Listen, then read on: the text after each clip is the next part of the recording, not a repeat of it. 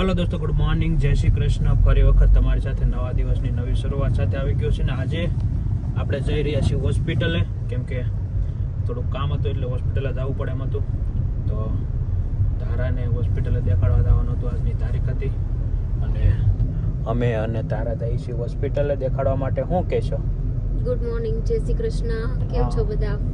તો કાંઈ નહીં, જઈએ છીએ હોસ્પિટલ. આજે ચેકઅપ કરાવવા જવાની તારીખ હતી, 10 દિવસનું કીધું હતું, 10 દિવસ થઈ ગયા.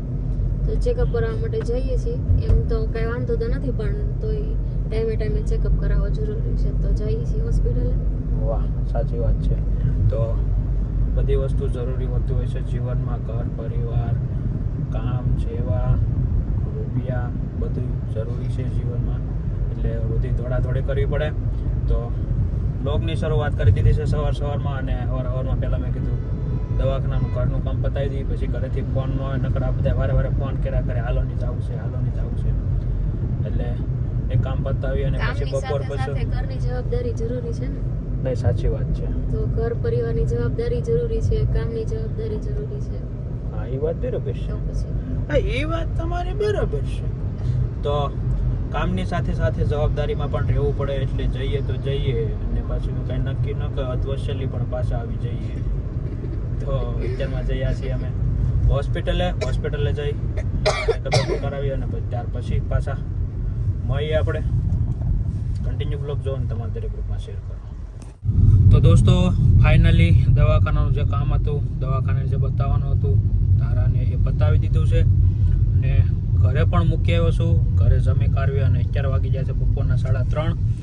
અને પાછો ઘરેથી નીકળી જશું ફિલ્ડ વર્ક ઉપર કેસ લેવા માટે. તો તમે બ્લોગ જોઈ શકો. ને હવે અત્યારે લેવા નીકળી જશે કેસ માટે, અને જઈએ છીએ કેસ ગોળ લેવા માટે.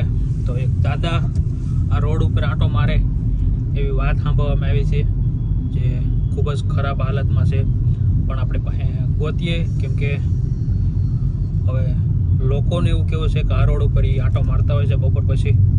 તો અમે ગાડી લઈ અને નીકળી ગયા છીએ, હું અને અમારા મિત્ર. તો બસ દાદા મળે તો એમની જીવનમાં જે પણ બદલાવ કરી શકીએ એ બદલાવ કરીએ, અને એના જીવનમાં જે પણ બદલાવ લાવી શકીએ એ લાવીએ. તો અત્યારમાં અમે છીએ કડોદરા હાઈવે ઉપર, અને અહીંયા થોડી ટ્રાફિક રહેતી હોય છે, તમે જોઈ શકો તે પ્રમાણે. આડે બધા ગાડી નાખી દે. ઓલા કાકાએ જો કેમ નાખી દીધી આડી ગાડી, બોલો જો. ને જરીક એવી જગ્યામાં ગાડીમાં એટલે તરત જ આડું ટાયર નાખી દે. તો અમારે સુરતમાં મેટ્રોનું કામ ચાલુ છે, તમે જોઈ શકો.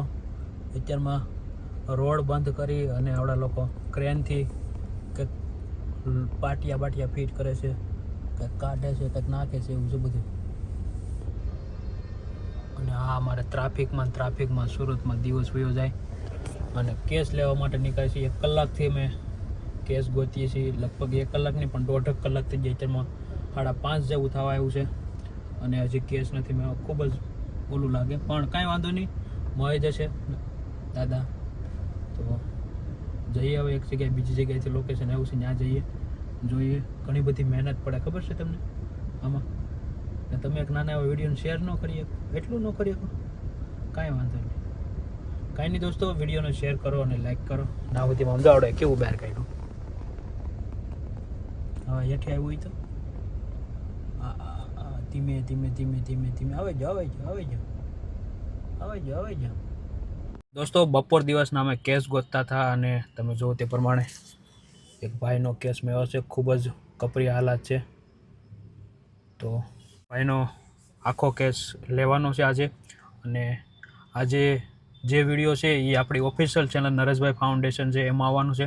તો ત્યાં જઈ અને ફટાફટ જોઈ લેજો, અને ચેનલને સબસ્ક્રાઈબ કરજો, અને વિડીયોને વધુ શેર કરજો, જેથી કરી આપણે આવા નિરાધાર નિસહાય લોકો જે રોડ ઉપર રહે છે એમના માટે ખાસ આપણે વધુ આપણે સેવા કરી શકીએ, અને એને રહેવાની અને ખાવા પીવાની સારી સુવિધા મળી શકે.